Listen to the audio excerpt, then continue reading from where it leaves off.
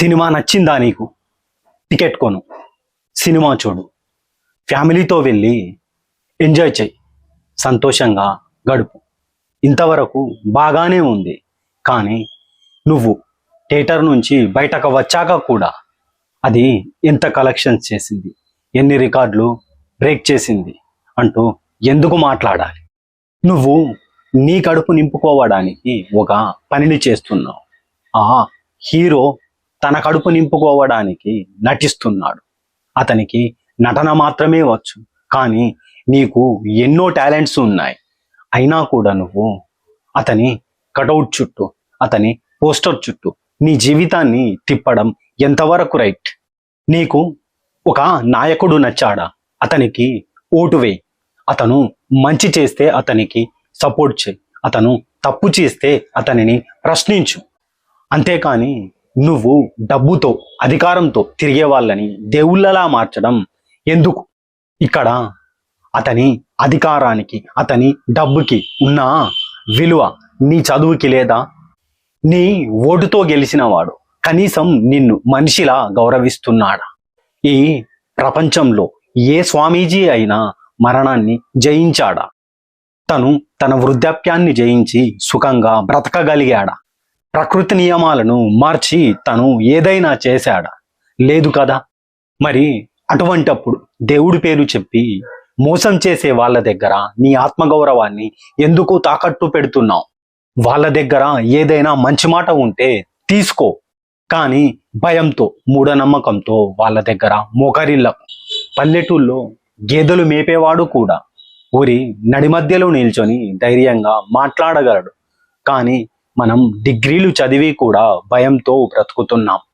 ఇంటి ముందుకి పోలీస్ వస్తే భయం, కోర్టు నోటీస్ వస్తే భయం, బాస్ మాట్లాడితే భయం.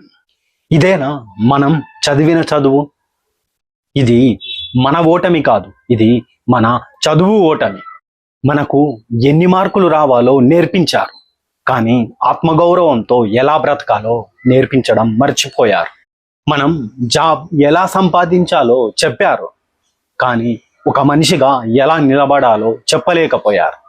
అందుకే ఎంతో చదివిన యువత కూడా సమానత్వం అంటే ఏంటో, స్వేచ్ఛ అంటే ఏంటో, హక్కులు అంటే ఏంటో, అసలు బాధ్యతలంటే ఏంటో తెలియకుండా మానసిక బానిసలుగా బ్రతుకుతున్నారు. ఒక్కసారి అద్దం ముందు నిలబడి నువ్వు అడుగు, నేను ఎందుకు ఒకరి వెనక నడవాలి అని? నాలో ఏమి తక్కువ, నేనెందుకు ఎదగకూడదు అని ఒక్కసారి అడుగు. మనందరం ఒకేలా పుడుతున్నాం, కానీ కొందరు రాజుల్లా బ్రతుకుతుంటే కొందరు బానిసల్లా బ్రతుకుతున్నారు. ఇక్కడ తేడా చదువులోనో డబ్బులోనో లేదు, అది మన ఆలోచనల్లో ఉంది. స్వామి వివేకానంద అంటాడు, వజ్ర సంకల్పం, ఉక్కు నరాలు, ఇనుపగుండే. పర్వతమంటి లక్ష్యమున్న 100 మంది యువకులను నాకిస్తే నేను ఈ ప్రపంచం యొక్క మొత్తం భౌగోళిక ముఖవర్చస్సును మార్చి చూపిస్తాను అని. కానీ మనలో ఎంతమందివి వివేకానంద స్వామి చెప్పిన దానిలో 10% ధైర్యంగా ఉన్నాం? నీ చేతిలో ఓటు హక్కు ఉంది, నీ వెనక రాజ్యాంగం కల్పించిన హక్కులు ఉన్నాయి, కానీ ఇంకా నువ్వు ఎవరి ముందో మోకరిల్లుతుంటే సమస్య ఈ దేశంలో లేదు, సమస్య నీ మనసులో ఉంది, నీ ఆలోచనల్లో ఉంది. రాజులు ఎప్పుడో పోయారు, కానీ వాళ్ళ కోసం బ్రతికే మనలోని బానిస మాత్రం ఇంకా చావలేదు. మనం ఉన్నది బానిస దేశంలో కాదు, మనం ఉన్నది ప్రజాస్వామ్య దేశంలో. ప్రజాస్వామ్యం అంటేనే ప్రజలే పాలకులు, ప్రజలే ప్రభువులు, ప్రజలే రాజులు. ఈ నిజం మర్చిపోయిన చాలామంది యువకులు రాజకీయ నాయకులకి, సినిమా హీరోలకి, స్వాములకి, పీఠాధిపతులకి అభిమానులుగా మారిపోయి వారి ఆలోచనలను వారి మనసుల్లో నిలుపుకొని మానసిక బానిసత్వంతో బ్రతుకుతున్నారు.